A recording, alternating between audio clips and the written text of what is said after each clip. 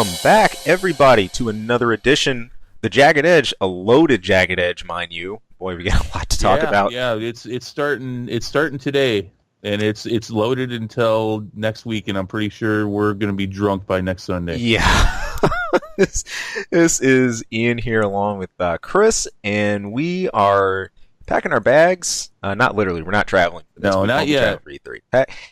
Packing our digital bags and getting ready to cover everything we can to the best of our extent for E3. Now, those of you who've probably already been looking, I've seen there's already been a few conferences here and there. We've already had some announcements, some things from a couple of devs like EA and stuff like that. So the fireworks are already starting.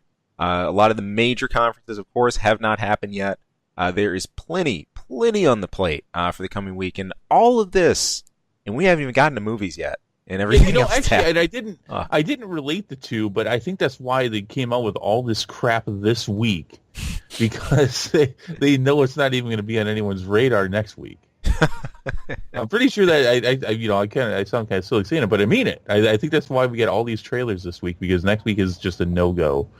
It's all video games and cosplayers next week. Oh man, can't help but.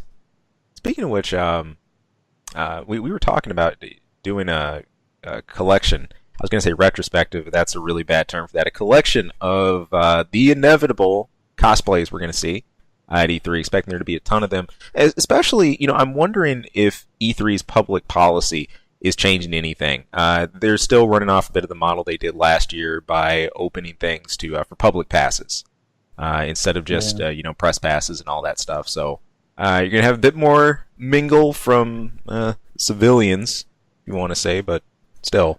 They'll do that for 10 years, and it'll become a monstrosity, just like it did 15 years ago, and then they'll stop it. And then that still takes me off. It's like, we're opening our doors. Yeah, you did that already. You tried it. And then you stopped. And then E3 became what it should have been, and then now you're opening the doors again. All right, whatever. Oh, man. Well, that is what it is, but we are, again, just loaded. Really excited for this, though. The interesting thing about looking at this E3, unlike other E3s, a lot of E3s, when we're getting ready to prep for these, we're looking at them from a hardware perspective. Usually it's the chance to either demo that new PlayStation or the new Microsoft system, or maybe whatever new cardboard cutout Paper Mario, hold it in your hand Nintendo thing.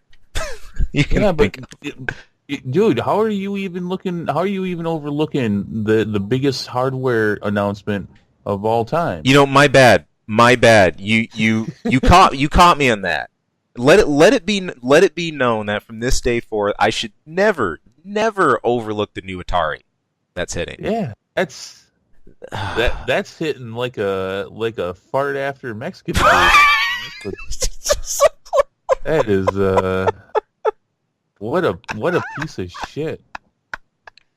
Oh, but that's being announced. That the video came out a couple weeks ago. It'll have its booth. Yes, it is. Yes, it will. Yeah. But right over by the phone apps. I already got worries about that when the promotional you're talking about how it's including social media in it. There's some things that just fall in the expected list these days, and that's one of them. So, see, the way my mind works is things I would do if I was at E3 and I was drunk is I would mistake the Atari CVS booth for the toilet and use it appropriately. You're the worst. It does look really cool, though. Yeah. Oh, man. And because that's what matters. That nostalgia factor. But oh gosh, that might be all you get. Who knows, man? It is all you're gonna get for that. Yeah. That's it. It's funny because we talk about this, and then at the same time on my phone, I'm going through Facebook, and I see an ad for this Atari handheld thing that has 70 plus games. Yeah. That's the Atari CVS or VCS right there. Because that's what they're coming with. They're bundling it with 70 plus games. I bet you they are almost identically the same games. Oh, probably. These are Atari. Look, I grew up in the age of Atari. The Atari 2600 was the first gaming console that we had. It was me and my two brothers. I mean, we Right. played crap out of that game, but they're pushing 40 years old. I could even understand. While I wouldn't agree, I could even understand the argument that the NES Mini is not enough for what they're asking. And some people do say that. They're just like, what, 30 of those old games for $60. I could understand that argument. I would not agree with it. Right. But I mean, $300 for this? All right. Oof. Yeah, let's just move on. I got to bitch about the next thing we're talking about anyways. Right up top on the slate with movies, that is the Bumblebee trailer has been released. Yay! AKA the thing that neither one of us have been excited about reviewing. We will not review this movie. We will continue our boycott of the Bayformers universe. Yeah, That being said, this trailer looks good. Fun. Yeah. Now, what did you think of this trailer? Because I'm really interested because you and I come from completely different perspectives with Transformers. We do. This whole throwing the sort of road trip element, into things, and what really had a kind of 70s-esque, vibe to it. 80s. My bad. 80s. Fun. Sure. I really don't have a whole lot to say about Transformers because you bear in mind, you're talking to a guy that missed out on a lot of the original cartoon, at least when it started. You know about the different eras and all that kind of stuff, and dude, I lived it. I cried. I cried in the did. theaters when Optimus died. I cried, man. Oh man, real kid tears, and it was just like, I mean, that whole scenario, like that whole first part of that movie, just like they're killing Autobots, and you're just like, what? I mean, yeah, that was a rough start because you're 7 or 8, and you what the.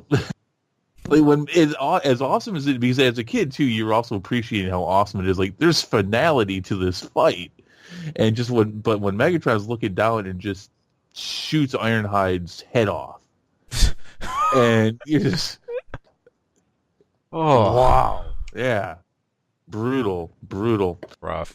But yeah, so this takes place in the 80s. It is confirmed to be part of the Bayformers universe.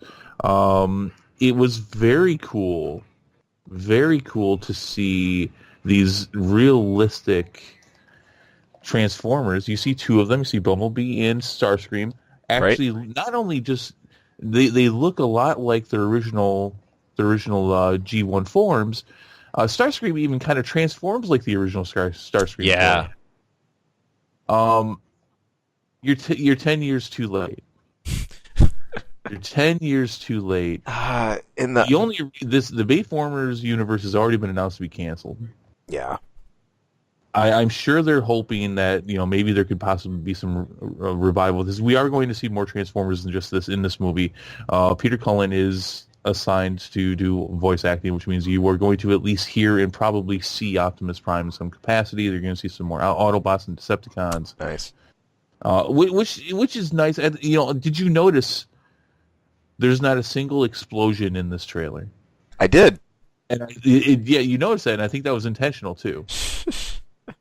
But what's this going up against this year? It's going up against Aquaman. Yep. It's going up against Spider-Verse. Yep. And I'm sure a couple others. This thing's going to get destroyed. Out to the scrapyard. Which is a shame because this looks like it would probably be really good. It looks like there's an actual story here. It does. Bumblebee's fine. Why can't he talk? Why are you still doing this thing with not talking? I can't help but look at this and think, as you're saying 10 years too late, I think that's pretty apt. How do you think this would have done if this was a prequel setup to some of the other Bay Universe stuff? Well, I don't understand your question because that's what it is. It's a prequel. Right. Well, okay. Here's what I mean. If you had this released before you had the rest of the Bay Transformers launch, like if this was the first movie that we saw from the Bay Universe. Geez, I don't know. That's almost an impossible one to answer because I mean we've all had to go through the hell that is the Bayformers universe. I don't know. I still haven't seen The Last Night, by the way. Right. Same. Maybe if I catch that on TV at some point, but usually when I see one of those Transformer movies, I turn the channel though. But yeah, I don't know. The look and the aesthetic now, and in fact, I think I had mentioned at one point before this was announced that they needed, if they were going to do something like this, if they were going to reboot the series, which they're going to in some capacity, I think it's going to be based on Cybertron to start, Right. and it's going to be animation. But a period piece, make it in the 80s. Right. It's a shame. It's a shame because it's like, wow, it took you this long to get this right when all you had to do was listen to some fans and you would have had this right 10 years ago. That's all. Literally. Yeah. Too little, too late. It'll be interesting. I'll probably rent it. Yeah. Yeah. I get the hiccups going here a little bit. Will you still watch this before you'd watch last night? You had the option. Oh, I have no interest in watching the Transformers movie that has less than 10 minutes of Optimus Prime and doesn't even transform. Fair enough. Oh, fair enough, man. All right. Right next to Bumblebee. Now, this is all you, man. This is all on the horror track. Halloween. What do you mean it's all me? Can't you comment on greatness when you see it? This is freaky, man. Like... freaky about it. Yeah, you've got to know enough about the original Halloween to be able to comment on this. Oh, please. Me? Me? No, Halloween? No, my friend. I won't even pretend to. Well, do you know who Michael Myers is? Yeah. Do you know that he was he killed a bunch of people? Yeah. Do you know who Jamie Lee Curtis is? Yeah, vaguely. Do you know that? Yeah, you know that they're brother and sister. Oh. Okay, well, that's enough though. That's all? That's because they took all the other Halloween movies and they scrapped them, which surprised me, but kind of not really. So all those other ones didn't happen in this timeline. It's just the first Halloween, and then there's this one. He's been in prison for the last 40 years. Okay. Which is interesting. I'm not sure if I necessarily agree with that or not, but I get it. I understand the premise. This looks great. This looks like a good classic horror movie. Good old. I sent some slashing, man. Yeah, I know it's made by a lot of the original people. Carpenter. He didn't write it, but I do believe he directed it, and I do believe he is doing the soundtrack just like he did. That classic music, that's him. Ah, cool. This looks awesome. I'm looking forward to seeing it. It's been on the list all year, and I know all of you guys have commented, Halloween, what? And I'm like, no, you just watch. This thing's going to be awesome. Dude, when he puts the mask back on, it just... So creepy. So creepy. No, this will rock. But, especially from an artistic perspective, like looking at horror, I can't deny that, but it just takes something for me to get into these, man. Like I said, so far, Jeepers Creepers is the only one that for some reason, the demon monstrosity that eats his people and wears them, that's okay.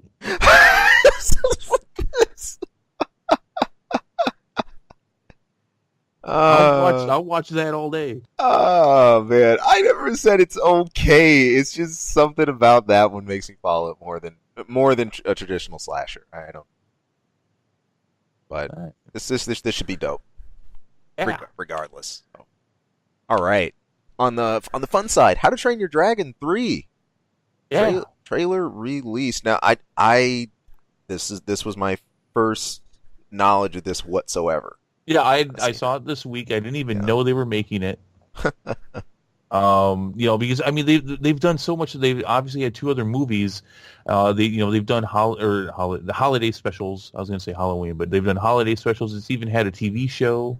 Yep. So I didn't think that they were going to wrap it up.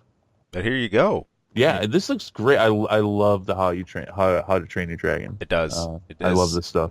DreamWorks still on the money, rolling right along with these. The thing I love stylistically, I remember the first time I saw this one, it stood out. There's a really good contrast, and sometimes when you have a 3D style or 3D aesthetic, it's kind of hard to juggle two different types together. You might pick like if you do a story about something anthropomorphic or about dragons, you'll just go with that style, and then you might just leave out human characters or something like that, or vice versa. You'll have human characters and then just have very traditional looking, dragons or monsters. But this blends both really well, and it looks to be a really, really cool ride.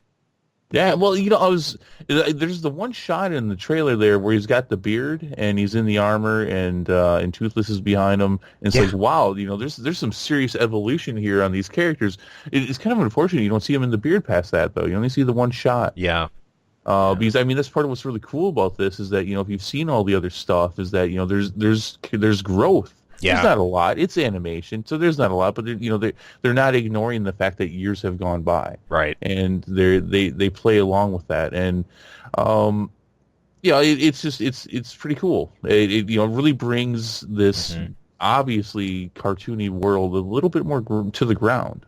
It does, and that small touch of, I think, progression of character movement and everything, and that they just aren't these static pieces in time, is always something kind of cool and refreshing. It doesn't have to follow our direct timeline or anything per se, but that feels like that connects you, and that's what I think really moves you through a series and keeps up with it.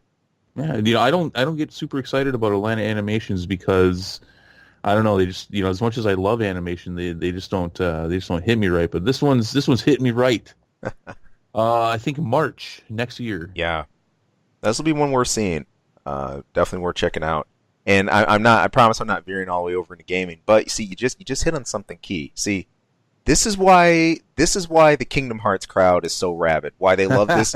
It's why they love this series so much, man. Because it's this same kind of progression, and they see it. It's part of what keeps people there. But be robbed by a bunch of crunch. Oh, you're waiting on it. You're waiting. Even if I lose, I'm buying myself $5. You still win. Even if I lose, I win. I'm gonna go buy. If I lose, I'm gonna buy you some of the oldest boxes of Bunch of Crunch I can find. You dirty. I'm not gonna lose though. That game's not prepared. Oh, please. We're not going Illidan on this one, man. Right just in time for the holiday rush. What? It's not very playable? Who cares? Get it out. Square, I don't see how Square doesn't knock this one out of the park. No matter what you think of them, I don't. This is looking real solid. Real solid. Now, point taken. Star Wars, we are in the age of wild cards. Of ships too big to fail, failing. Of things that you think are too inflated to ever do any wrong. And now, bear in mind, I'm not coming at that from this perspective. I didn't mean to dive too far into this, but there's a lot of Cage games I have not liked. Bear in mind, this is a sprawling, huge series that's not just about 1, 2, 3. You've got like 2.5 HD, 36, 80 days, blah, blah, blah, blah, all kinds of stuff in between that I can't be bothered to actually go and play. Like, I'll just look at a synopsis of. I really don't like any of that stuff. And in fact, one thing that has just annoyed me about this series a lot is all those extras and all those mobile games and all that other stuff. You got to know all that to finally come back into one of the mainline games. Like I told you a long time ago, I had to go read a synopsis or two before I really started playing Kingdom Hearts 2. Literally, in the early 2000s, when I picked that up, I just put it right back down. In the first 5 minutes, I said, okay, I obviously missed something. Hold on. And yeah, I needed all of that just to have any idea of like what was going on. And I played through 1, but that wasn't enough. So that's not something I give the series a pass on. And I am not saying this series has never done any wrong and it can't know, but as a mainline release, this is looking beautiful. So we will see. Donald Duck and Goofy this summer. Team up. No, stop. But they do, though. They do, but they do. That's so lame. And the best part is, like, Donald's got a zipper on his hat. I'm just saying. Oh, my God. Does he keep Bunch of Crunch up there? If he Maybe. does, that's the best. Maybe. All right, if he's keeping a little baggie of Bunch of Crunch up in his hat, then, all right, it's getting a little bit better. I love it. moving on with our movies. Do they use the victory theme from Final Fantasy in that game? No, no. The way it works is it's sort of free. It's sort of like freeform. So like you're running through a field, right? You have like the field music. Instead of things whoosh, whoosh, like break into a random battle, like none of that happens. It's just sort of like real time. You break into like a combat. Kill whatever you're doing. Yeah, but it wasn't like that. Yes, it was. Wasn't the first one classic RPG style? No, it wasn't. Oh, it's always been that kind of roaming, kind of like open world feel to it, and then you just. In fact, the fun thing about the battle themes for Cage, there are no victory themes, but whatever the field theme is, as soon as you run into enemies, it's like a more upbeat, kicked up version of that, and then it calms back down again to the field theme once you kill everything. So, it's fun. No, I'm pretty sure if I was watching that, I'm glad to hear that, because if they actually, did like classic RPG style and like the Final Fantasy theme played once, you win a battle, and I've just got to watch Goofy and Donald Duck like doing like Donald Duck, flinging around his sword like Cloud at the end of a battle, and are you picturing that? Yeah. No, I'd have to put my head through my TV. See, and I'm sitting here and I'm chuckling. I just got to smile. Years back, I was you with that perspective. I heard of the idea of this and I said, this sounds so stupid. I'm like, why would you have FF or any of that near Disney? It can't work. It's dumb. It's the lamest idea. It is dumb. And I played Cage 1, and hey, it was a good game. Not going to lie. I had fun. So. It doesn't mean it's not dumb. Well, okay. I know you haven't played it. Do you kind of know how they even cross up, or how close they are? I used to. I mean, back in the day when I followed gaming a lot more, I couldn't help it. Even though I tried sometimes not to find footage of that crap, find Kingdom Hearts footage and stuff. You need to have your Hallmark moment, Chris. What? Have a Hallmark moment. Open your heart. Oh my god. Let's talk about the last trailer here. Our last trailer we got is Spider-Man Into the Spider-Verse. This was awesome. Really, really cool. As we've talked about in the show before, I did have a chance to kind of go back and look more into Miles Morales. It really feels like a crime that I committed to myself, considering how dedicated I was to Ultimate Spider-Man and Ultimate Universe. Not going through all of his story. This is definitely shades of the Ultimate Universe. That being said, it's obviously going to involve multiple universes, but the fact that at the beginning there they show you Spider-Man taking on what I believe his name is at that point, the Goblin King. Yeah. Which was Green Goblin all mutated and shit. If I know my Ultimate stuff well, and I think I can have that right. This Peter Parker though is very interesting. Does not seem like your average Peter Parker. True. I've never seen him at a burger joint be like, "Hey, can you pay for this?" I've never seen Peter Parker act like that before. No, same here, man. And if you watch closely, because I watched this trailer a few times, because I gotta, it's Marvel stuff, so I gotta pick it apart a little bit. That's not just Peter Parker in that that normal Spider-Man suit. At one point, you actually have Miles in it. Yes, briefly. you do. Yes, you do. So you don't really know who you're seeing there. You got a Spider-Man there wearing pants at one point. Yeah. That's one of the different Spider-Man universe guys. I forget his name right now. Who does it? You got some Spider-Gwen. Yep. Which is not surprising at all to see that. But I really don't think they're selling the fact that I think at one point this is going to get ridiculous. You're going to see a lot of Spider-Man people. Oh, it's gonna be crazy. I mean, there's already some cool nods here, like you mentioned with Miles in the original Spidey outfit. A really cool call out to the Ultimate series in the comics, like right at the start when he decides to try his hand at being a vigilante and everything, and he dons the costume. Yeah, he saves the day, but a lot of people look down on what he's doing because they're like, "Hey, that's in really bad taste. Like, you shouldn't be wearing that." And then he kind of goes this whole thing, eventually, gets his own costume and all that. So it's really cool. Which is a really awesome Spider-Man suit, by the way. Oh, his suit, in comparison to some of the basic ones we've seen over the years, his suit's OP. It's It's awesome. I would say it's better, but I have to give the nod to the classic Spider-Man suit. So, just because I don't think my childhood would let me say anything else. But it's from a design perspective. Yeah. Miles' Spider-Man suit is way cooler, and it's bulletproof. But it wouldn't be so cool if the original one hadn't existed. Amen to that. So, I wish this trailer would have had a little bit more as far as plot. It really, if anything, I left this trailer a little bit more confused as to what the heck is going on. Yeah. Would have liked that because we've got half a year yet. So hopefully there's another trailer. This was the official trailer that came out. Right. So hopefully we get something else before then, because right now it's just like, what? Right now it's a lot of, what are you talking about? And this is sort of a miniature scale Infinite Crisis for Spider-Man fans. It could be. It could be. Yeah. And if it's going to try to follow the comics, it definitely could be that. Yeah. Because the Spider-Verse storyline was freaking crazy. But to some extent it can't be that because it doesn't have the background. Like part of what was so intense about that whole thing was the Superior Spider-Man being around. Yeah.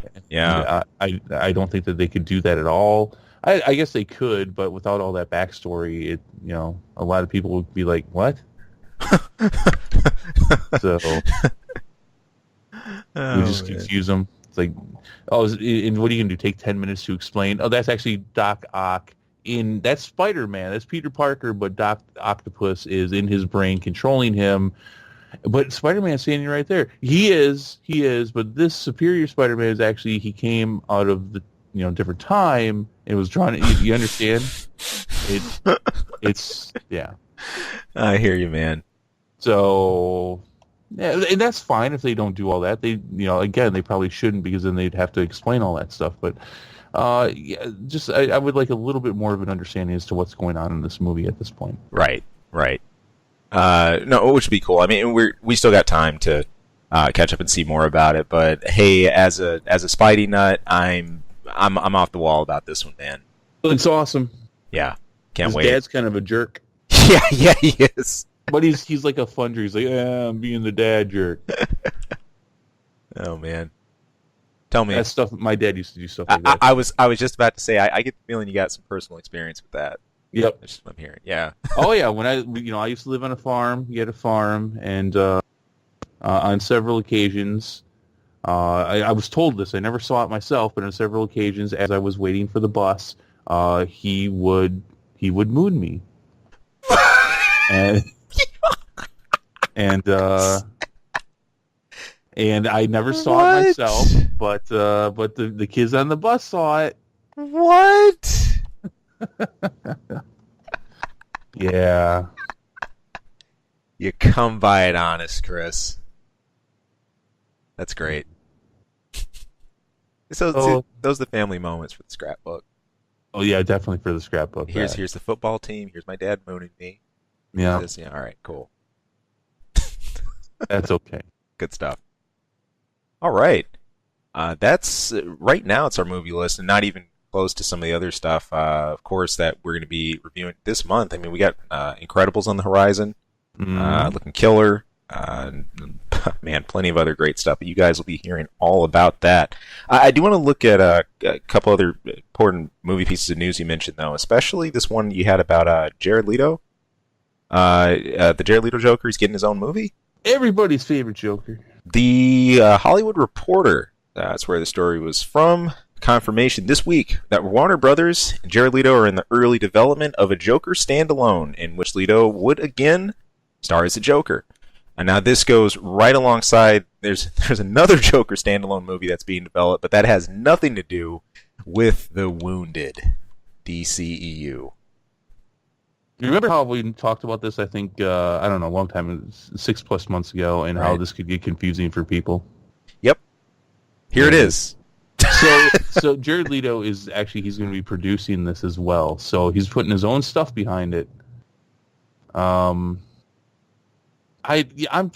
guess I'm okay with this. Quite honestly, Warner Brothers has been quiet enough as of late about the DCEU to, if we're starting to get some more news, if it actually happens, Because you remember, 6-7 months ago, we were getting new stuff, like 3 things a week about all these movies they were doing. It's like, you're talking trash. You're talking trash. Leave it alone. It's like every few weeks, here's our new lineup. Whatever. Shut up. Go away for a while and just think about what you're trying to say. And they've done that. They have. They just got the one movie coming out this year. I think they've taken some time to try to, actually get their house in order here. To hear this announcement is a little surprising. This is not the kind of announcement that I would have expected to hear at this point after being so quiet. I guess I'm okay with this. But obviously when you're talking about the Joker, guess who else I'm thinking about? Batman. Bats, of course. Yeah, who's Batman? I don't think. Well, and I don't think it's impossible, but I would definitely not bet on the Jared Leto Joker being able to put a whole movie on his back. No. I mean, we're not talking about Heath Ledger Joker here. Which would be nuts. Yes, it would. Holy crap, that'd be nuts. I almost wouldn't want to see that. Part of what makes that Joker so great is that we don't see things from his perspective. Yeah. Most of the time we only see him, with his shenanigans. Right. And it works well that way. I guess it all depends on the context of this. Obviously, we don't know much about it. We just know that he's helping produce it. He's obviously going to be playing the Joker. This obviously takes place in the DCEU, and is in development just like this other Joker movie. Right. Which is an origin story that has nothing to do with the present day Joker, which is so stupid, just on its face value. Why even, man? But they're still talking about Suicide Squad 2, Birds of Prey, what's her name? Harley Quinn is going to have a movie. Figure it out. all the back and forth, dude. Here's the thing. I think a Joker movie in a larger universe like this is appropriate. Yeah. But have they built up this Joker to the point where we should be hearing about this now and they should be coming out with this? I don't think so. No. We've seen 15 minutes, I think, at the most of this Joker in Suicide Squad. Not enough, kids.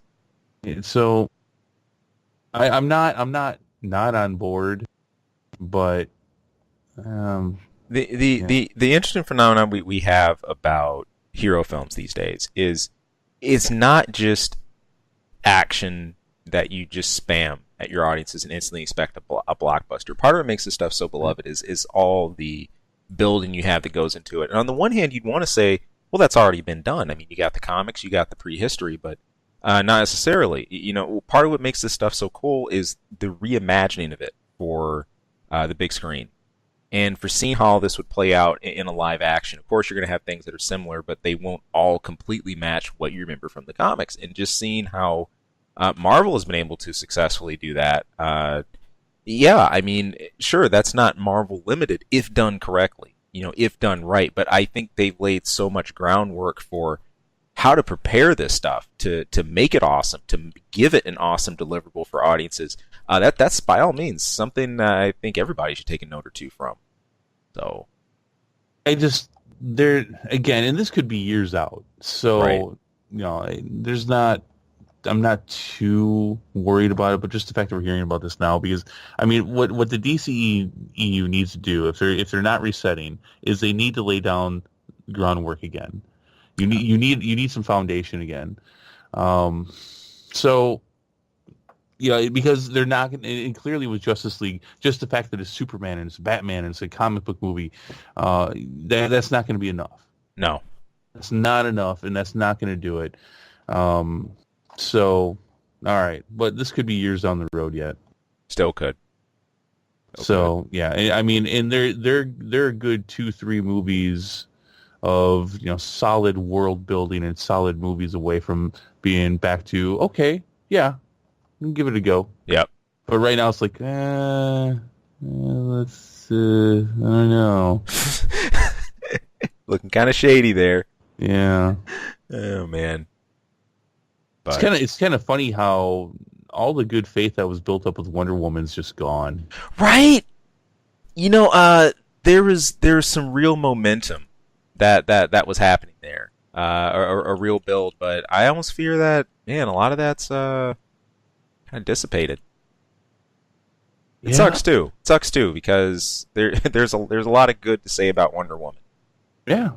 But Justice League was such a cluster. Yeah, it was. It really. Ugh. No F-bomb on that one. No. I'm trying to be good. Well dodged. Well dodged. Well dodged. Just a cluster. You can put what you want at the end of that. Well, cluster cereal was really good.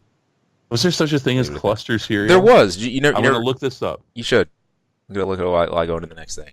And I thought it was a really good alternative to something like if you just didn't like Honey Bunches of Oats and all that. Because cluster stayed pretty crunchy. That was a good thing about it. Anyway.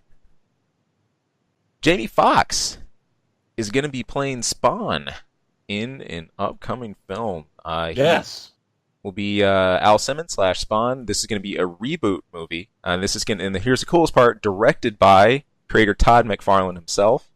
Oh. Now, this is something Jamie Foxx talked about years back, just doing this part or the interest he'd have in it, and said, if this was ever something to be redone or approached, this is something he would want to deal with McFarlane with and approach him about.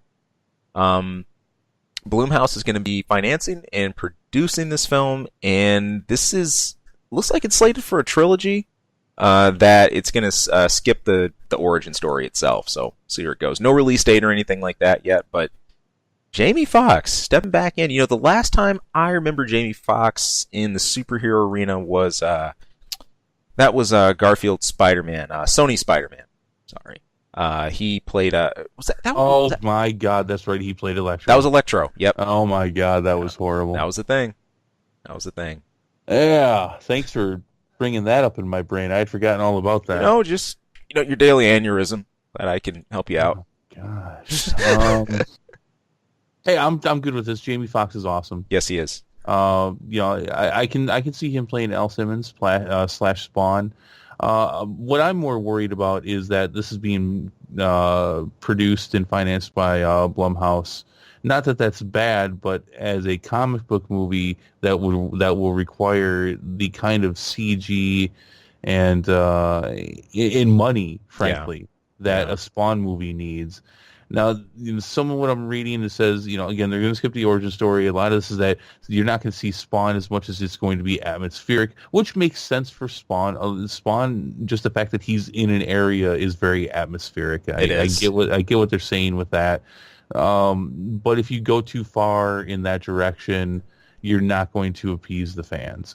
No. And, this is not the DCEU. This is not MCU. This is Image Comics. Your last outing was bad. Yep. From over 20 years ago. Be careful here. Yeah. Just be careful. If you do this wrong, you'll never make another Spawn movie again. Nope. Spawn's great. He's really cool. Everybody loves him. He's kind of universal as far as how cool he is. The story's good. So that being said, it's being directed by Todd McFarlane, who universally is just a very powerfully artistic person. Right. So I'm not going to say he can't do it. I think he directed a bunch of the cartoons way back when, which were great. Oh yeah. I worry about Blumhouse though, and again, I like a lot of what Blumhouse does, but I mean, this is a comic book movie. Yeah, you get it, and it's not like it's not Black Widow or Hawkeye. It's Spawn. Yep. It's big, and it's there's cape everywhere and chains and totally covered, his face totally covered and stuff most of the time. And all right, I'm worried about this. Tread carefully. Yeah, you should be spending a lot of money on this, even if you didn't mean to. Cautious optimism, I think, is a really good way to look at a lot of this stuff today. I mean, in the era of the reboot and a lot of things getting a life on the big screen that never had that. It's inevitable you're going to get a whole lot thrown at you. You're going to have stuff coming at you from every direction, but got to be careful not to be over the hill about everything. We still, I think, as an audience, got to be sort of discerning and swim through this stuff a little bit. Those that really earn their moxie and that build into fully developed story arcs and that build up our trust, stick with that. Those are the ones you watch. Those are the ones you play your cards with. But there will be a lot of duds too. I actually wouldn't be so worried about this except for two other things. One, the fact that they're not doing an origin story, which is cool that they're not. Right. But that's where you would expect to see Jamie Foxx not all CGI'd up or not all costumed up is obviously for the origin story. So you're throwing away potentially 30 minutes of film time where you wouldn't need a lot of CGI. That being said, the fact that they're already talking about this being a trilogy, that's scary. Yeah, careful with that. That's scary. So, and not to mention the whole green aura thing that comes out of his eyes, and when he uses all of his special powers, there's green stuff all over the place, and the Violator. I mean, I suppose you could try to do some puppet Violator, but really the Violator needs to be CGI. Oh, he does. So, I'm scared. I'm a little scared. Scared. Spawn deserves to have a proper outing because I think that could be a great horror / comic movie. Yes, it could. It could. And he's really such a stand apart, from Batman, from anything else that we've seen. He brings that element, I think, even in a different way to someone like Ghost Rider would. So, Ghost Rider versus Spawn, who wins? Let's see. Now, I admit I'm a little fresher power set wise on Ghost Rider. There's a few things I feel I'm missing with Spawn. Well, Spawn can pretty much do whatever the hell he wants. Does he have okay, let me ask this. Would Penance Stare affect him? That's a good question. They're both demons from hell. Right. I'm not really sure how that would work.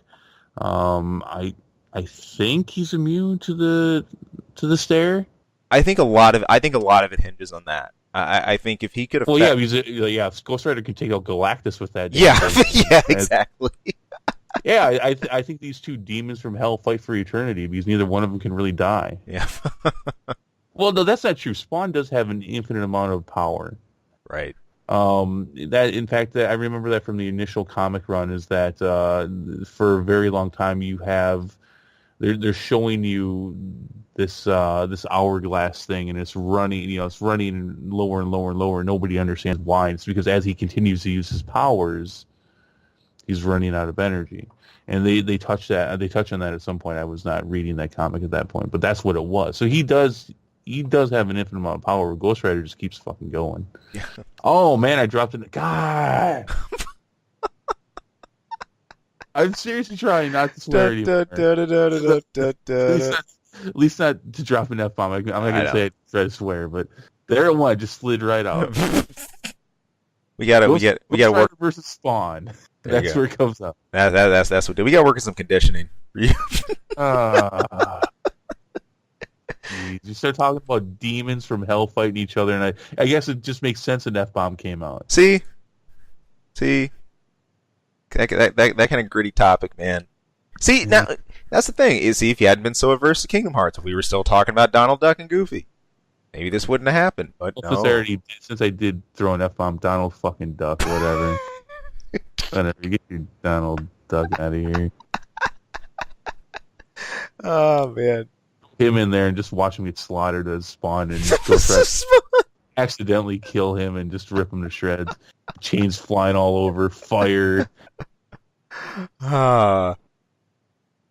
I'd love to see the Spawn's cape just wrap around his neck and strangle him. Man, did you have something against Disney coming up? I did. That's a real thing. I knew it. Why? Oh, we are not even going there. Okay, I won't open that kind of time. I won't open that. I won't open that right now. Fair enough. Instead, I'm going to go to another announcement we got for this year. That's Iron Fist Season 2. This was the head of Marvel TV. He revealed on Reddit just a little earlier this week that Iron Fist Season 2 is going to be released. He has a quote. He said, like nothing we've seen before.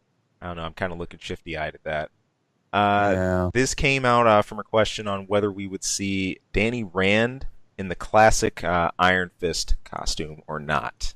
Well, we thought Iron Fist was okay. We did. A lot of people didn't like it. Yeah. Whatever. Oh, yeah, we're also not going to get a Defenders 2. That was part of that canceled, as well. Huh? Yeah, it was never really in production. Well, there you go. It's just not happening, period. But we're going to get this year. So I think we're getting them all this year. We have Jessica Jones. We're getting Luke Cage.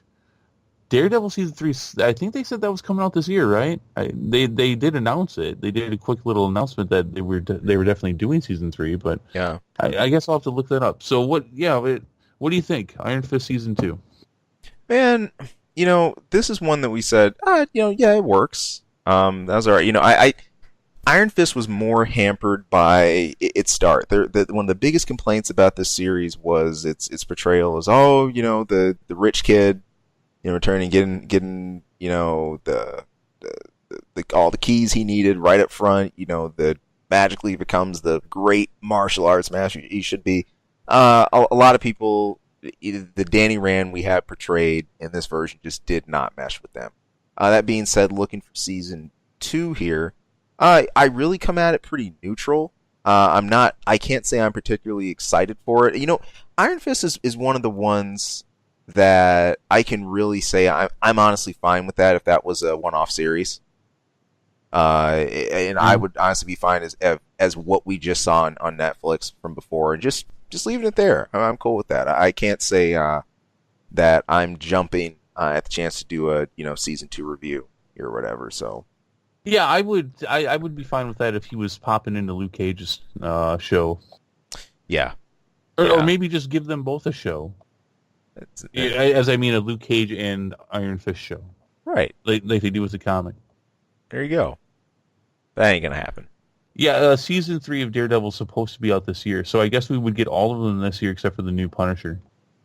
Crazy, man. That is crazy, especially since we've only seen one of them and we're already halfway through the year. Whew. That's going to be a lot of Netflix. I'm good with that. Get your popcorn. Yeah, I'm good with that. Shit. You want to load me up with Marvel Netflix for the rest of the year? I'm absolutely fine with that. Marvel Netflix, and I'll give you your Crunch and Munch. You know what I think that is? I'm thinking about that. Even though the Marvel shows are supposed to be staying on Netflix, you've got Disney coming out with their new thing, their new streaming thing, and maybe that has something to do with it. It could. I mean, with Disney, it's sort of like, what aren't they doing? Right. So. Well, they're not making good Star Wars movies. I know. Well, there's that. Well, you know what? No, that's not true. Solo was fine, but it's definitely not making money.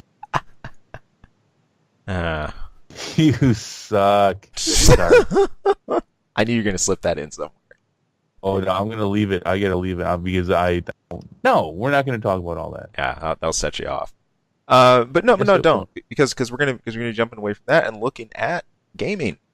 There's a whole bunch.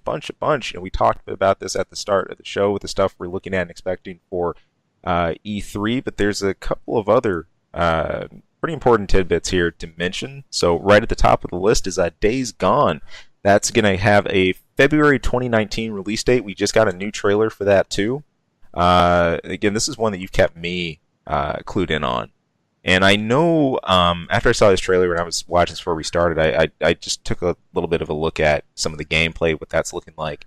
The zombie apocalypse is still rolling strong, man.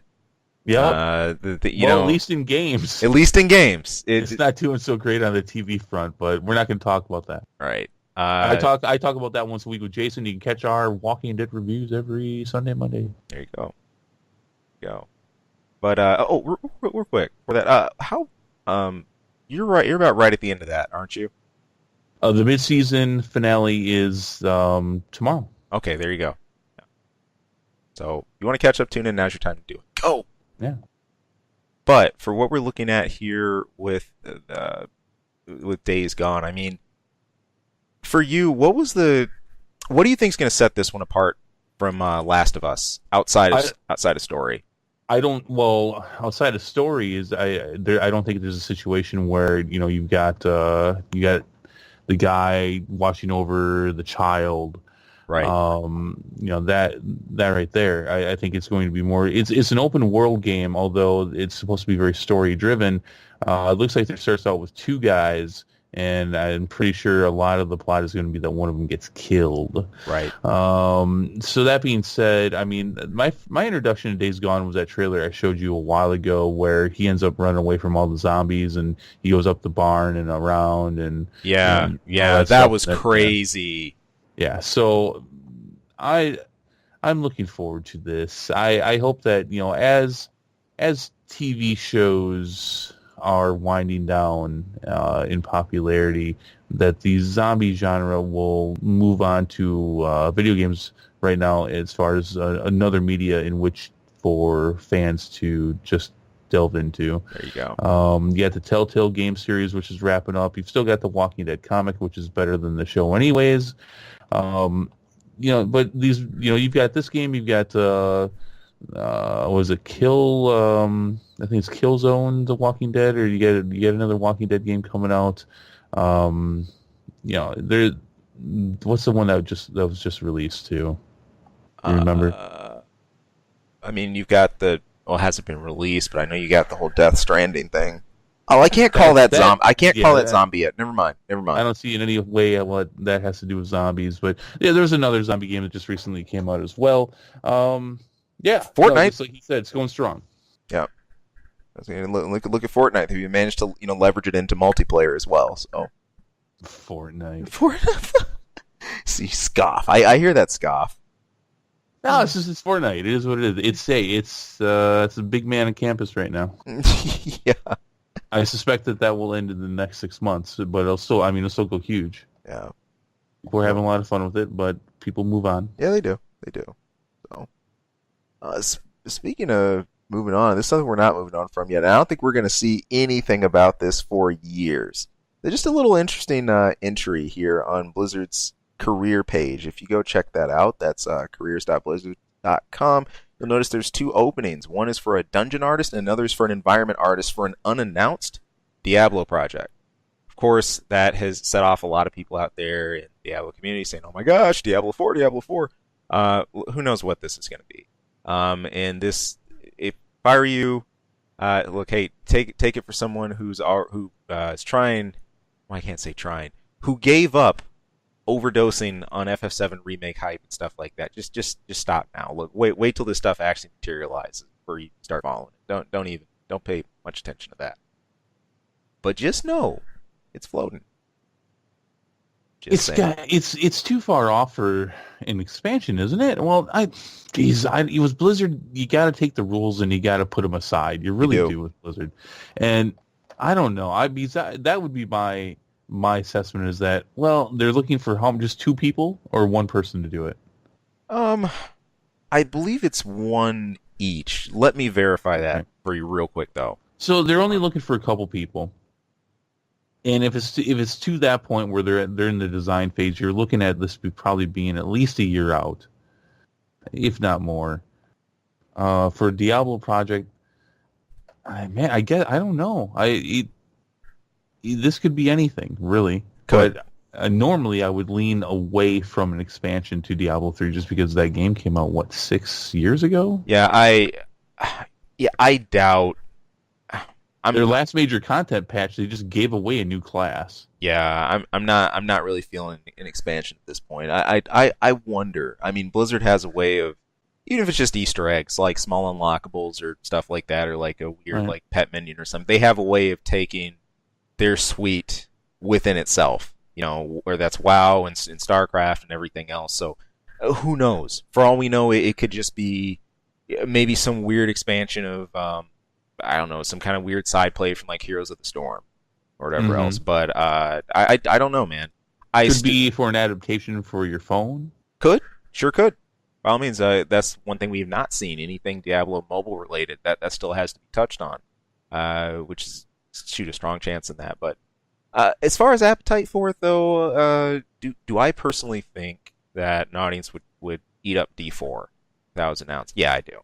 I think there's still an appetite for it out there, and I'm just saying that among the God, groups yes. I play with. Heck yeah, a lot of people say, of all of the various shortcomings of D3, the thing that everyone unanimously enjoyed was the gameplay and the actual like combat itself and stuff like that. That was real engaging, real fun. But yeah, Diablo as a franchise, this is still got gas in it, for sure. And no matter how many years it takes, or whenever we do hear something big from this again, I have no doubt that people would be excited. It'd be pretty well received. Right. Yeah, but now's not the time. You're not going to see anything for Diablo 4, even as far as announcement, for I think a couple years. Yeah. Blizzard's pretty good at sticking their finger in the air and telling which way the wind's blowing. They are. And that being said, they also understand that they know that they can make the wind blow any certain way, but they can't oppose all forces. But No. they can certainly make it go in the direction that they want. But they're really best at being able to tell when now is the right time to release this and give you some information. So it could be anything. Yeah. If I was forced to make a guess, I would say that this is probably phone app related. Yeah. And they're going to try to delve into there and try to make some more of that crazy Diablo money before they haven't quite bled this one dry yet. So right. That would be my guess. Fair enough. Love it. All right. Other than Diablo, or should I say the non-existent Diablo title we got right now, there's something very concrete that we have been talking about with some cautious optimism due to EA and what they've shown us at Battlefront and other games, but that is Anthem. The release date has been confirmed. That's going to be for February 22nd of 2019. Yeah. And that's, we were just talking about this, that's landing clean on some other stuff we were looking at. The same day as Days Gone. Yeah, it's great. So I want to talk about that when you're done talking about this Anthem stuff. Yeah, a little jab in the eye there maybe, but yeah, we still got some announcements pouring out for that. In fact, today we just having conference from BioWare for some of the E3 startup, just talking about this, the cinematic trailer that was teased on June 4th, diving into that a bit more, and also checking out some of the demo gameplay that's been available. And tell you what, that those wannabe Iron Man boosters, it's doing something to me, man. Beautiful trailer. Yeah, no, beautiful real solid game. Real solid.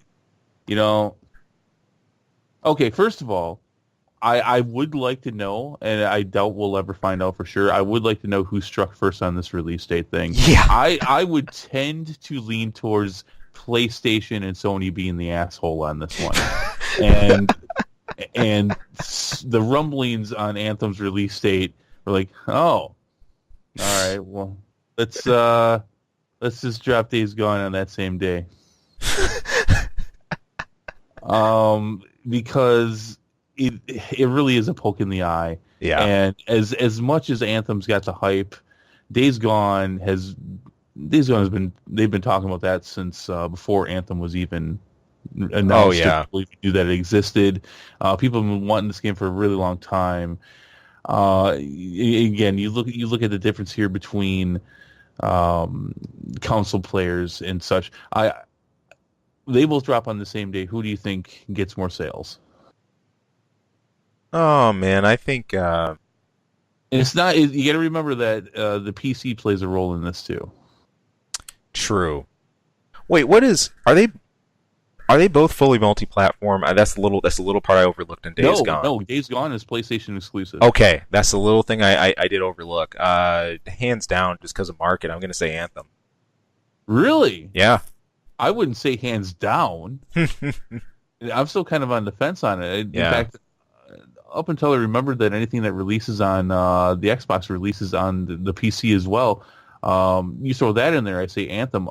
If that wasn't the case, I say Days Gone wins. Yeah, mightily. Yeah, the way I'm looking at this too is, now I could be wrong in this prediction. One way I'm swinging that is because I'm looking at a lot of the Destiny crowd. I really think that some of the Destiny crowd is going to respond to this, because even though they weren't there for the full at least a lot of them didn't stay for the full arc of Destiny. They were kind of on again, off again, came back for Destiny 2 and everything, but they're really excited to try to push and get into that. I really think this is going to snag some of that demographic, and if it does, that's what's going to drive some of the numbers for it. I'm sure it will. Yeah. That being said, you've got guys like me, and you've got a lot of guys like me that got Battlefront 2. Yeah. I was a dude. It wasn't just I was about Anthem. You and I were about Anthem. True. We were going to play this. It was going to be a thing. It was long awaited that we'd be able to play a game like this together. Yep. I am almost certain to not buy this game. I will not say all the way now. Right. In fact, there's a part of me that really just wants to jump back on the Anthem train, but jumping on the Anthem train is also jumping on the EA train. Yes, it is. And it's not just kind of, well, it just so happens to be from EA as well. It's like, no. All their resources went into this game. This is the flagship right now. Yep. And it's, man, you know what's going on in Battlefront 2 right now? What? So they finally released Season 2. 8 months in at this point. Yeah, 8 months in for this game. They finally released Season 2. And it was based on everyone's favorite Star Wars movie, Solo. Which we found out a little while ago it was going to be. But, a lot of people don't follow this stuff so closely. And so everyone was expecting what they'd heard for months and months, what Season 2 was going to be, which was going to be Clone Wars based. Right. They were going to get General Kenobi. They were going to get Grievous. No, you got young Han Solo. Womp, womp, womp, Yeah. womp, womp, womp. Yeah, it looks beautiful, just like everything else. But what's pissing people off the most about Battlefront 2 right now, besides the fact that just like the Solo movie, the Solo content patch for Battlefront 2 was like, who asked for this? Yeah. Besides that, because no one asked for it. No one asked for either of them.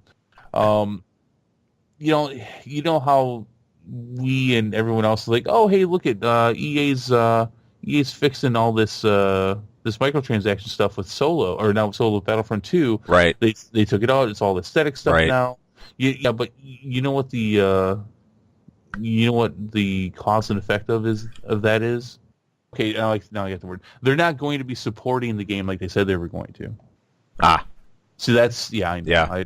I've fumbled my way through this whole explanation here. But yeah, so that's the turnaround on that. Is that, hey, no microtransactions except for aesthetic stuff, but all those years of support that we were going to give this game, no, that's not happening anymore. Boom, gone.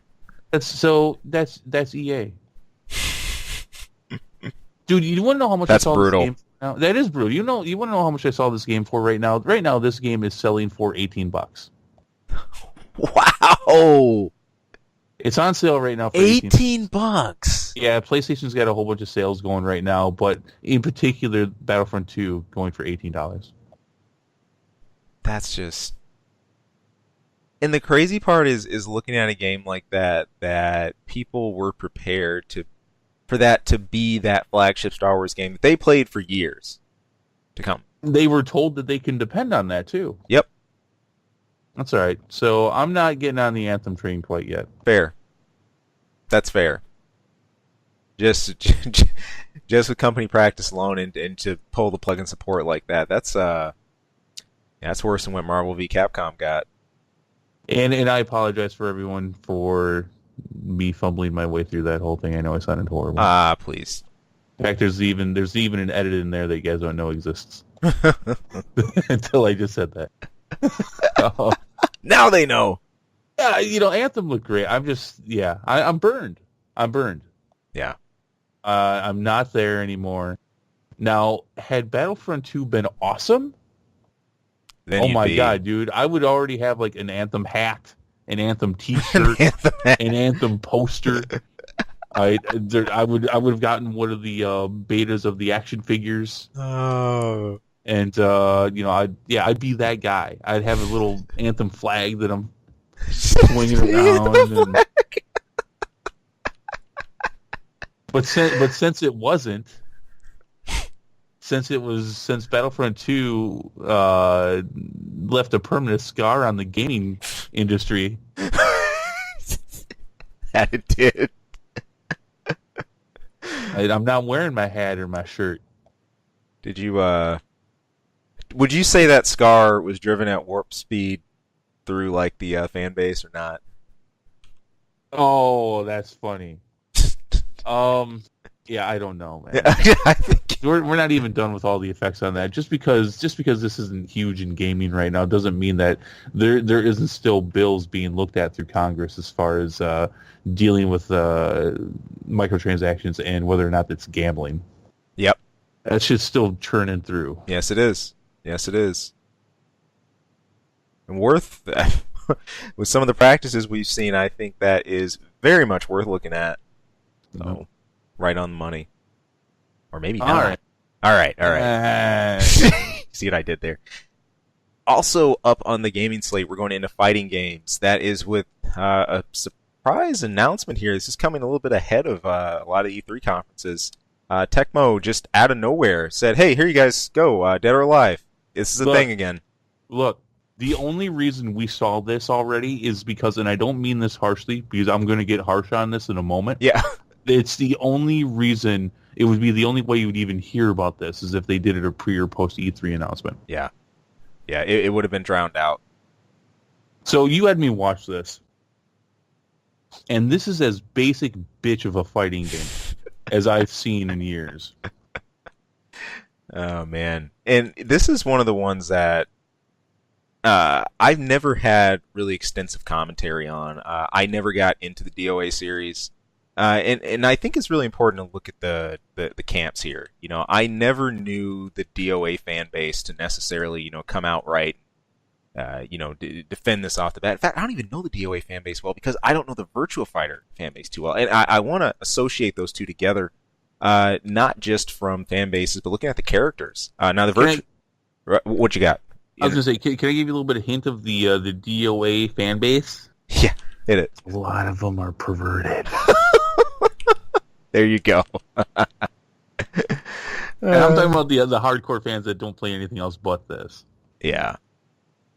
No, not true that, man. It's just with this is one that's always flown a little low on the radar, and I know this for a fact because in the age of esports and CEO and Combo Breaker and Final Round and all these massive events, guess what you never see there?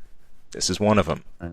I think DOA has always been a bit of an outlier in that. In fact, Tecmo themselves, this is a surprise to me because I thought they were done. There was some frustration, I know. Yeah, no, they said that they were done with these chick fighting games and stuff. Yeah, they were really kind of packing some of the bags in this, but it looks like that they're taking a second look, and it kind of made me chuckle that even the dev note said, basically, I'm paraphrasing. We're focusing more on the fact that these are warriors first and foremost, the whole realism and battle damage and stage breaking and all this kind of stuff, and we're cutting down on the jiggle. So if this has, like I told you, if this has a fantastic fighting game engine to it, then it will do well. It will probably do what they're hoping it will do, which is to gain some ground in a ever growing again genre. Yeah. If it doesn't, this is going to get buried. Yeah. This is going to have to take praise from people who have played the beta and have said, look, I understand, this was the game with all the chicks with the huge boobs, but there's a good thing here. There's a solid game here. That's what it's going to take. Otherwise, this is probably going to do a lot worse than they think. Because when you told me about this, I'm like, all right, I haven't seen the chicks with the big hooters in years. I was excited. I'm like, do you have a trailer? You're like, what you got? Like show me. I'm like, yeah. Yeah, and I've never bought in any of these games either, but It's always kind of funny. It's always kind of comical. And hey, it's it's chicks with big boobs fighting. So who doesn't love that? Probably chicks with small boobs fighting. But anyways,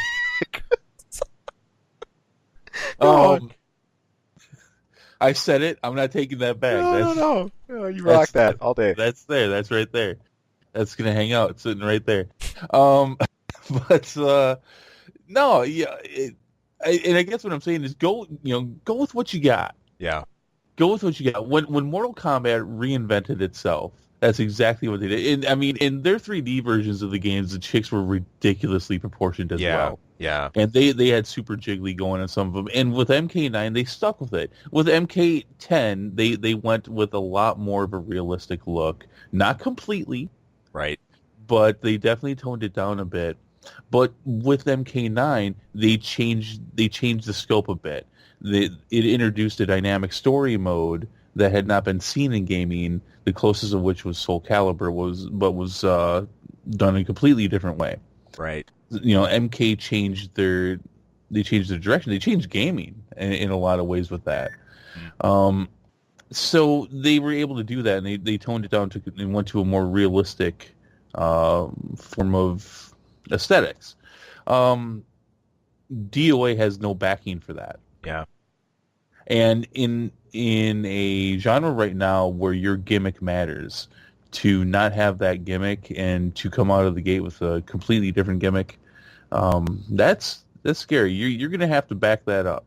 oh yeah, oh And yeah. if you can't back that up, you're going to get buried. And just with the basics of like fighting women and stuff, look, there's other games that have been even more egregious and have done worse. I'm looking at some like some of the free roaming or like 2D action games. Like I know years back there was one released on PSN called Dragon's Crown. I think they did a follow up to that too. Ridiculous proportions. Again, this is something you see in a lot of places, but that doesn't have to be a death knell for a series. Like I'd argue that some anime fighters even go further with that. Like I mean, heck, if you played Blaze Blue, I mean that game has an incredible engine to it. But then you look at characters like Bullet or like Makoto and everything, and you're like, this is cheesecake, like fan service stuff. But the game is fantastic, and honestly, that's the last thing people look into to try to hang on that game as a problem or as a crutch. So, like you said, it really depends what they're doing product wise and how what are they pushing on this, and how well does it play. So He should have gone with Volleyball 2. Whichever one it is. They probably already made Volleyball 2. How many DOA do you even know? How many DOA volleyball games were there? No, man, I don't know. All I know is that, we're talking, 10, 15 years ago, back in the G4 era. Yeah. Yeah. And, I mean, that's all you saw in their commercials. Yep. And there was always footage Yep. of the fighting game and the volleyball game, and it was everywhere. And not that I minded one bit, because normally they would cut out the audio, which was horrible. So you're just seeing these chicks, and it was fine. It's so whatever. It's fine. Yeah. Yeah. I think again, unless this is like some awesome groundbreaking gameplay, I think they made a mistake on this one. Yeah. No, fair enough. I think the only one that I ran by in a demo, I know I tried DOA 5. And I don't know squat about the characters, the story. Like I know who Kasumi and Hitomi and like Ayane are, and then of course Hayabusa. From the rest of the other games like that. That's it, man. I don't know squat, so impress me. That'd be cool. I love fighting games in general. I always say I'm always down for getting into either a 2D or a 3D. I play both, so we'll see. I could be completely wrong. I could be saying months from now that, hey, they backed this thing up. This thing fights like nothing you've ever played before. Yeah. And it's sweeping the nation or whatever. I don't think so though. No. Probably not. I mean, I don't hear much about Tecmo anymore. Same here. It's they remind me of sort of the similar downsstaging SNK took. At one point, the KOF series was really its own something, and there's that real rivalry between Capcom and SNK down to the point where you had their characters. Like Dan was a direct joke character, a jab at SNK. SNK, they do Rio, and they're saying, all right, you want to mess with like our Shoto characters, here you go. We're gonna make fun of your stuff. So, but in the same hand, SNK's around, but they just don't feel it's just not as prolific as it was. All that being said, though, bear in mind this is coming out of Evo. I don't know, about 3-4 years ago, where the KOF 13, I think it was, had a very impressive showing. Not just for the crowd, but the finals for that were hype. And in fact, I'm pretty sure about anywhere you go, you can find some KOF side tournaments and stuff like that. It's still beloved.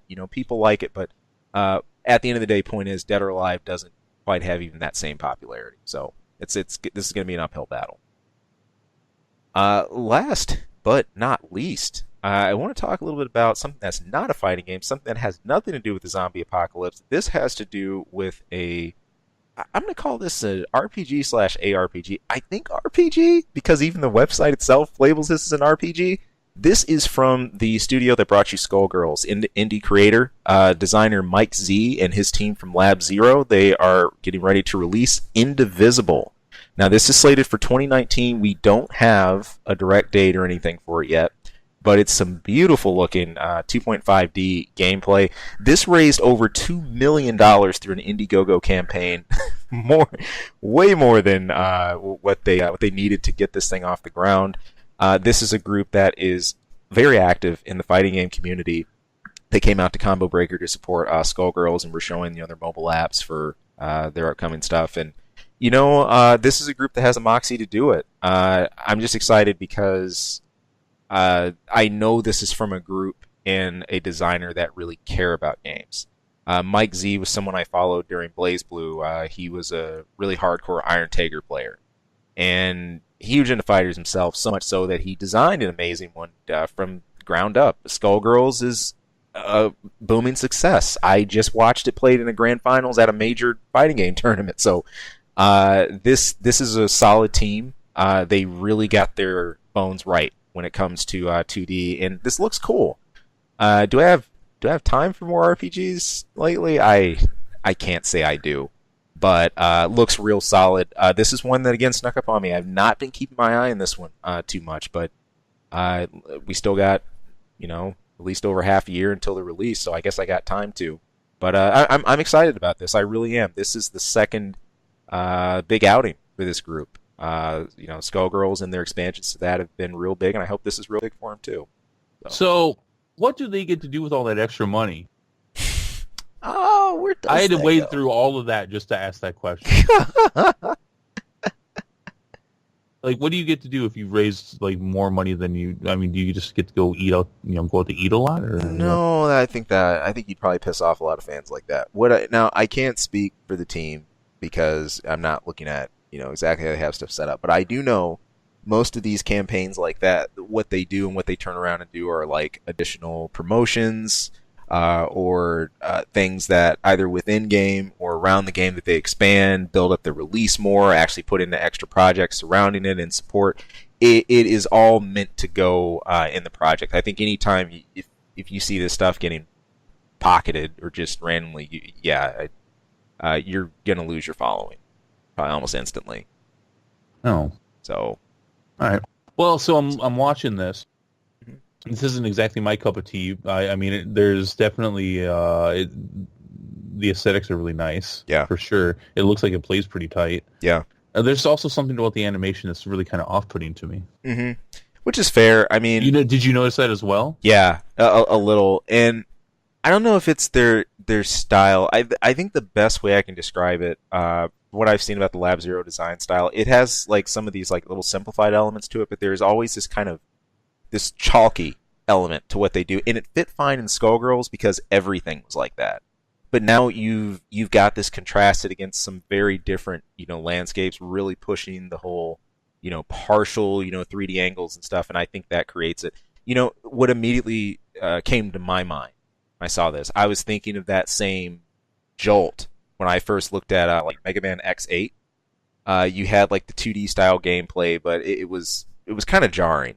Looking at the way that went against some of the backgrounds. Not as jarring as that, but I'm reminded of it. So, yeah. I'm looking at some Skullgirls stuff now. I've never actually seen this before. No, dude, Skullgirls is pretty awesome. I remember picking that up on release. Always liked it. It was built sort of in the spirit of Marvel vs. Capcom. You have kind of tag battles and stuff, or singletons. It's a really, really cool game. And has a good, nice tight system to it as well.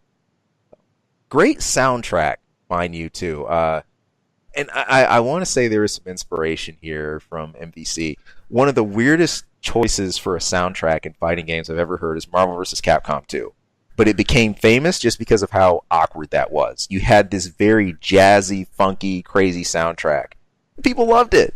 It ended up just becoming a thing. You know, today it's more about, you know, rock and rock ballads and that whole thing. But yeah, a weird choice like that worked for MVC.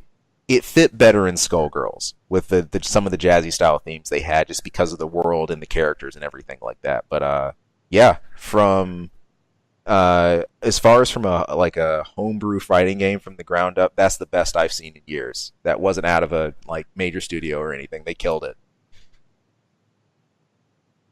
I think Sonic Fox didn't win that tournament. My bad. He came second in that. But the crowd was hype. That's your buddy. That's your idol right there. Oh man. I know who it is. Yeah, I laugh because there's people who start following Sonic Fox, like watch his heck. They're like, hey, you know, this guy pulled out some crazy stuff in, like Dragon Ball, or like, hey, I saw him pull out some crazy stuff in like, you know, Persona or Blaze Blue. What's he doing? And they go follow him, and then they see, you know, like furry stuff, and then they'll like freak him out, and then it's okay, then they'll keep following. It's great. You know, this is someone who is just like unabashed. I mean, I know at some of his early tournaments, someone asked him, you know, what are you even doing here? You know, aren't you too young, like, you know, to even like be something like this? And he just pretty much said, I mean, I don't get it. Like, aren't you too old to be losing to me? And he can back it up too. So funny, just a goofball. But it's always cool watching him play. So, all right. That is it for our gaming segment, and I think it's time for an info minute. I think you're wrong. Cross counter. You're missing something there. Am I? Yeah, you can cut this part out. We're going to talk about what we're looking forward to most from E3 this year. Yeah, how could I neglect it? Well done. What is our top list? Top 3, top 5, top 10, however you want to dice that up. Maybe top 3, but if you want to go one over, I think that's fine. All right. Top 3 things looking forward to E3. This is going to be an E3 that's all about games. And I'm excited about that. In the past, we've looked at, we waited for the next console announcement or that next other, you know, big tech thing. Every major dev, I can't say dev, I'm looking at specifically, let's divide this into camps: Nintendo, Microsoft, and Sony. All three of them are going to have something major to come out with. Nintendo, whatever else they have, Smash Brothers is going to be there. Microsoft, whatever else they have, you got plenty of titles and the cross-platform, Anthem and all that. And of course, Sony. If I were to break down into the things I am looking forward to most, one of which has to be the Kingdom Hearts 3 announcement and a release date. Give us a release date. Come on. And let it be this year. Yeah, it better be, or you're going to give me some bunch of crunch. Well, I know. Yeah, it's part of the bet, for one thing. Right. That's why I want to find that out. This is, of course, a project that has been the sleeping giant in terms of development. It's about high time we get something on the table with that to see when this thing is going to be coming out. We've had the playable demo. We've seen all the trailers we can, and all it's left to do is announce it. I'm going to have to... Was that your number 3? Yeah. Okay, so let's go back and forth like we usually do. Go for it. Okay. This E3 this year has my attention more than I can think in the last several years. There's a lot of cool things coming out, a lot of things I want to see. So this short top 3 list of mine is in no way indicative of my broader interest in what's going to happen this year. But if I got to go top 3, number 3 would be the release date for Soul Calibur 6. Yeah. Come on. Yeah. I'm right with you there, which is funny because this is something that I followed at 2 cons now. Why not? I'll call Combo Breaker a con too. I'm surprised. I actually think that I've got a 50-50 chance in my mind that you've actually seen a release date, but you had to sign a non-disclosure agreement on that. Anything until after this week. I didn't see nothing. You're on gag order right now is what's going on. Pretty much. It's funny, like you mentioned, that actually plays straight into my number 2, is Soul Calibur. More info or an announcement for that. Recent years have really brought me back into 3D fighters. I've always loved fighting games, but over earlier years, I was really on a phase of more 2D. MVC2, Capcom versus SNK2, the Blaze Blue series, when that hit a bit of Guilty Gear here and there, all that stuff. But this looks cool. Soul Calibur has always been an awesome series. Looks like we're getting a lot of the crowd favorites back, and we're seeing this thing playable everywhere. Besides the release, there's one other thing I really want to see for this, and that's a little bit more of the hype besides just some of the character announcements. I feel that we haven't seen anything that's really made this just blow up yet from like the trailer footage. You'll get an announcement about a character and stuff like that, but it doesn't have quite the same massive drive behind it that like the Street Fighter V campaign did, or like that even the Tekken campaign did, some of the others. Just seeing this in full beautiful action. Yeah, I don't know if you're going to get that though. I mean, as far as this Soul Calibur has been around for a long time, but I don't know if you're going to get like a Mortal Kombat or Street Fighter level hype for the series. It's always been a tier 2, if not sometimes a little bit lower as far as fighting games go. Yeah, that's fair. It just doesn't. The weapon fighting genre doesn't bring in as many people. No. Now that's not to say I don't think it deserves it. Because I'm obviously this thing's on my top 3 of like 10,000 things coming out this weekend, but or this week. But I just don't. It just generally doesn't. I remember like the original Soul Blade that came out like a whimper. Yeah, it did. It really did. You're like, what is that? Exactly. Oh man. Once people got their hands on it, though, I mean, I think it was revolutionary. Oh yeah. No, you can't deny what it changed. So cool. All right, my turn for number 2? Yeah, your turn for 2. Any other year, any other time, this is number 1. And I wonder if Ian's going to be able to remember or figure out what my number 1 is.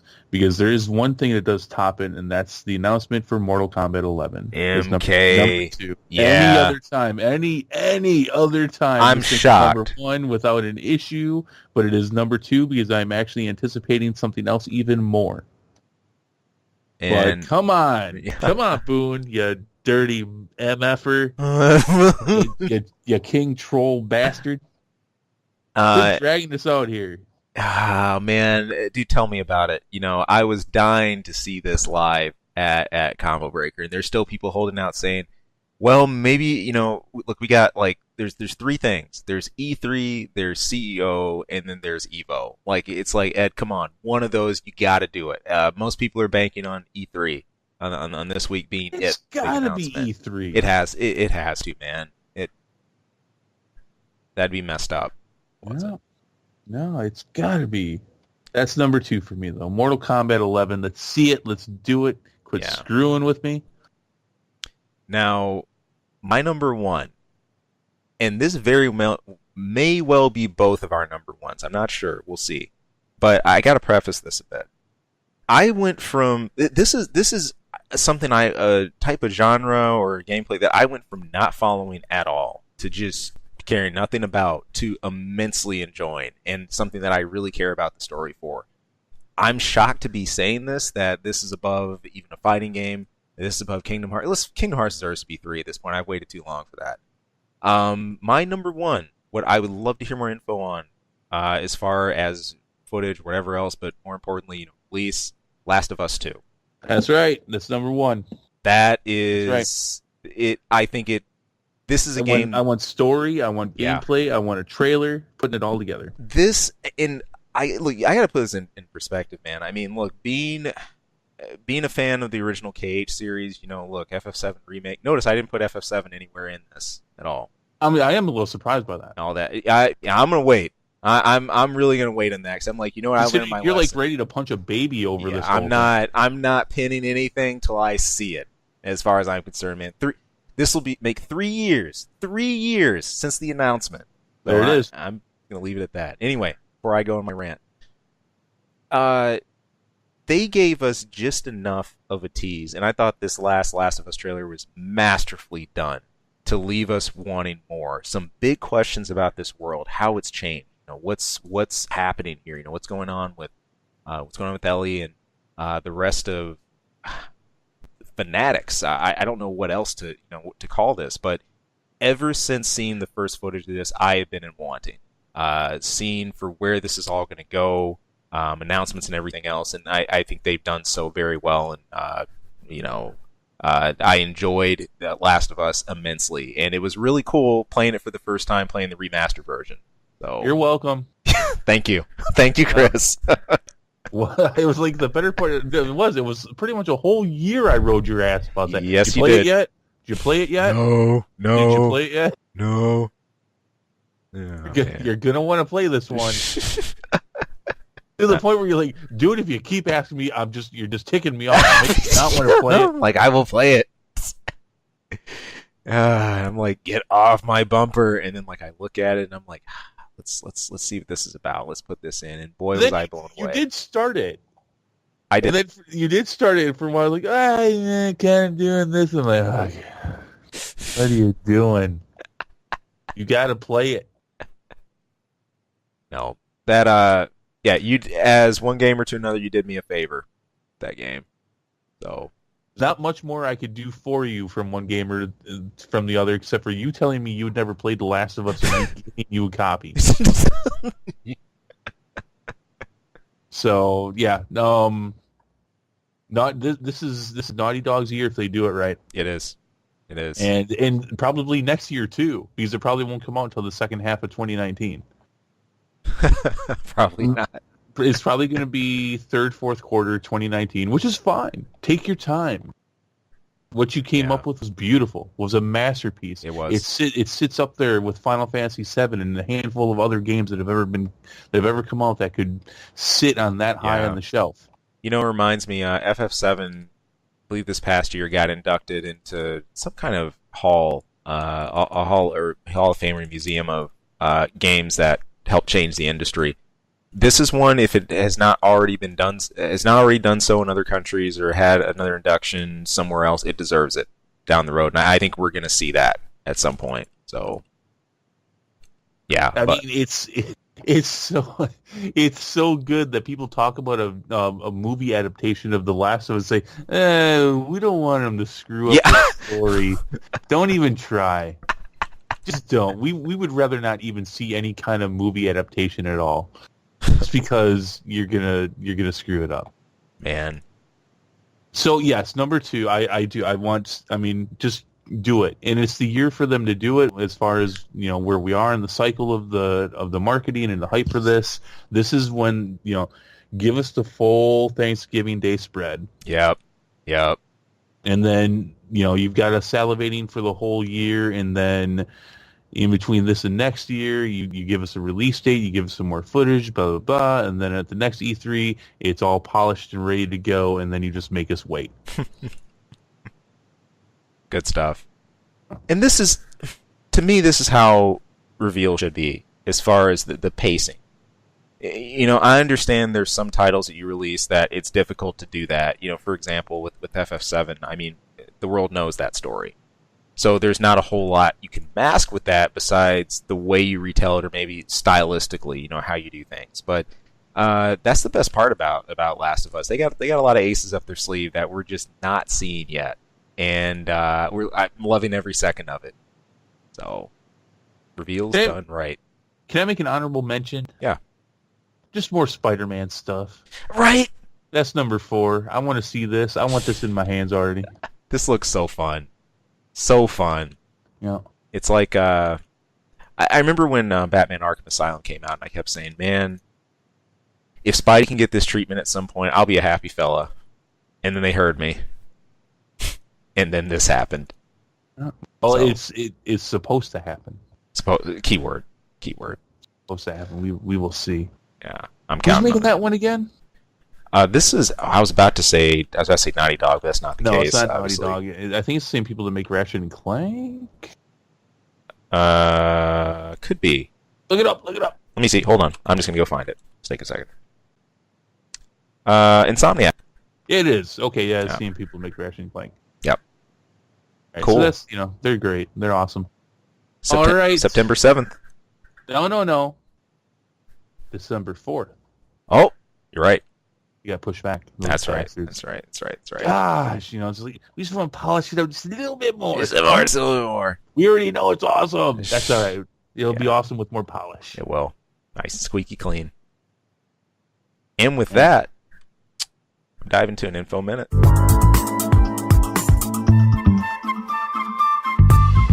I have a feeling I'm going to tell the future here. This is another food related one. You think you got this one? Well, kind of. Okay. But except in this time it's a little different. I'm not talking about a full course meal or whatever else, or like a certain type of food dish. I'm actually looking at an issue that the world, not just the U.S., runs into, and that's with food waste. That is a big problem, especially in our country. It is. I mean, dude, it's ridiculous the amount that we actually go through when you look at it relative to, other nations and others who are actually, actively trying to get this whole supply and demand balance right. I was just looking at some of the stats for this on the UN, the FAO, the Food Agricultural Organization, just as far as what's wasted. This is crazy, dude. Roughly a third of the food that's produced for consumption by the world each year, 1.3 billion tons gets wasted. I mean, food loss or food and waste amounts for about 680 billion USD in most industrialized countries, and then 310 billion in developing countries. Huge problem, and something that we've been talking about. Of course, you want to lump this in with environmental issues or everything else. It's on the table. I mean, even here in the U.S. alone. But there's someone who's trying to combat it in a kind of weird way. That's Tyson Foods. Oh my God! Yeah. So this weirds me out a bit. Okay, so Tyson's coming out with a snack brand, and this is not mean to gross you out because it's not what you think. It's not trash. I promise. They're making a snack brand from food waste. These are called Yappa Protein Crisp. And it looks like they're going to be 4 different flavors: chicken carrot curry, chicken celery hojo, chicken Ipa white cheddar, and chicken sunshine shandies. Try saying that 6 times fast. I know I can't. I'm not even going to try. Never mind. Ironically enough, if I try saying that 6 times fast, I'll just come out with a new word that should appropriately be posted. Shit. But go ahead, keep going. So the look, this brand is not available right now for any retail outlet. This is only available on Indiegogo, the crowdfunding platform. I know that is also housing the Atari VCS. Yeah. Oh man, I actually need to check on how this did, because this should be, I think at this point, winding down the campaign, but. Tyson's whole approach with this was from I think one of their key devs, Rizal Hamdallah. He was saying the protein crisps we're talking about the forgotten ingredients and crafting them into a delicious protein snack. So part of what I should look at when I talk about food waste, no, not trash. It's when you're going through a cut of meat, for example, or what to use. And like, let's say you trim. There's like some fat you trim from fresh meat. Stuff like that, or something you might not use immediately up front, with food or a food product to create whatever dish you're looking into. That's what would go into this, not digging in the recycling bin or digging in the trash. But although it does invoke that, so I kind of question the whole marketing angle of this. You seem very sure of yourself of that, and I'm not so sure you should be. Yeah. Look, if you've known me long enough, and if you've been listening long enough in this, you've probably caught on that I love fast food. I love burgers, pizza, especially burgers. I eat questionable hamburger meat from a questionable restaurant or fast food place on a regular basis. Mm-hmm. I love me my fast food burgers. I will not eat Tyson's food. I won't touch it. I will ask, where did that chicken come from? Yeah, I can't blame you. I have certainly heard the stories about Tyson. I won't eat Tyson food. I will eat something 2 grades higher than dog shit. and I won't eat Tyson's food. I will not do it. So when you tell me they're taking their leftover parts, Yeah. and coming out with I'm sure it is a protein bar. I'm sure there's a lot of other things in there too, and you'll have cancer in a month. It just kind of made me smile too that it's crowdfunded. Oh my. That's the only way they're getting. That's why I brought up the reference to the new Atari thing, because that's like, hey, you want us to do this? You gotta show us, because this is actually kind of a risk. And we don't want to put too much money into it. I love it. This is disgusting. Yeah. Look. Thank you for bringing this up, so that I had not if this ever goes through, and at some point in the future would not accidentally pick up one of these things. Please don't. It can't. Now, look, it may have sounded like from a sales pitch perspective. Look, I'm trying to support this. I'm totally behind the idea. I'm more concerned about the problem of food waste, and what caught my eye about the article. I'm interested. Somebody's looking at it, and then looked at Tyson and the. All that being said, I don't think I could bring myself to eat one of these, man. There's a lot of thoughts that start going through my head. This actually gets me a little upset, because it sounds to me, and I just from what you've told me here, that this is more of a marketing ploy on their end. It's like, hey, we're trying to conserve and not waste things. Yep. And this is going to be chicken beaks and feet. Which I'm sure a fair amount of that already gets into their chicken. Right. But this is gizzards and beaks and feet and just... This seizes on something today, too, that's very sort of, hip with the, the conservation and, health industry and Whole Foods and, trying to be, more conservative and more... woke or aware about food choices and that, all the way down to the packaging and stuff like that. I'm sitting here looking at this and I'm like, man, this is something I could see appearing at Whole Foods at some point, and I'd be grossed out. So I don't know, man. And maybe in the last few years, because my information and my dislike and disdain for Tyson comes from information it's about 5-6 years old. Right. Maybe they've changed things. I doubt it, though. I mean, they are the ones. They are one of the biggest culprits of the big giant farms with the chickens that live their whole life in a cage, and they just get nothing but fat and nasty, and and I am all of a fan of kill your animal and eat the meat. Right. But the inhumane things that are done with these animals is ridiculous. Yeah. And I will not support them. Even in protein bar form. Yeah. Or should I say, especially in protein bar form? So unless they've changed things, which I guess they probably could have, then they're absolutely not. This is a scam on their part, and shame on themselves for trying to say that they're trying to help with the reduction of food waste. Yeah. When your food waste, quote unquote, was pretty questionable to begin with. My oh my. I wasn't eating any of your crud, No. let alone the leftover waste from your crap. What's in the fridge? Leftovers. Tyson leftovers? Yep. Okay, never mind. I will not eat them. Done deal. I've walked away from tables.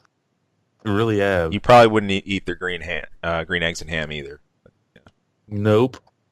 Oh man. No. So, but you're not.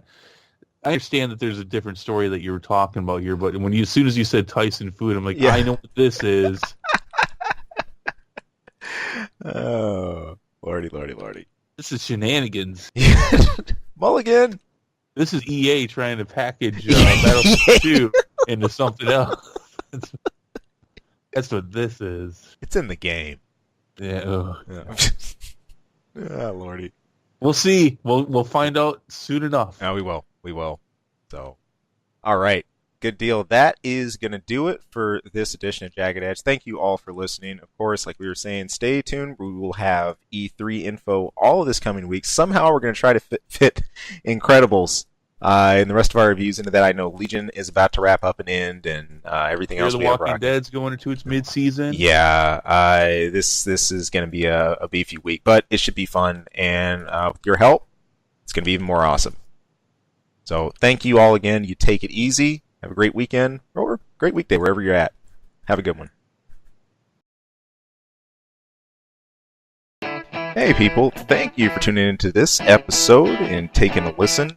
If you like our content, if you like what you're listening to, is there anything to go over, hey, please, we would not only love to hear more from you, but if great, if you could throw some support, you can subscribe right below. Also, you can toss us a line anytime. That's ksongmedia@gmail.com. Of course, you can tune in for our channel anytime for movie reviews, game reviews, a lot of random wacky stuff. Yeah, who knows what you'll hear. And of course, our episode each week where we're bringing the nerdiest things we can find, dig up, and maybe not find. Maybe the stuff that just drops in our laps. But anyway, hey, thank you so much for tuning in. Thank you for listening. We hope to hear from you again later. Take care.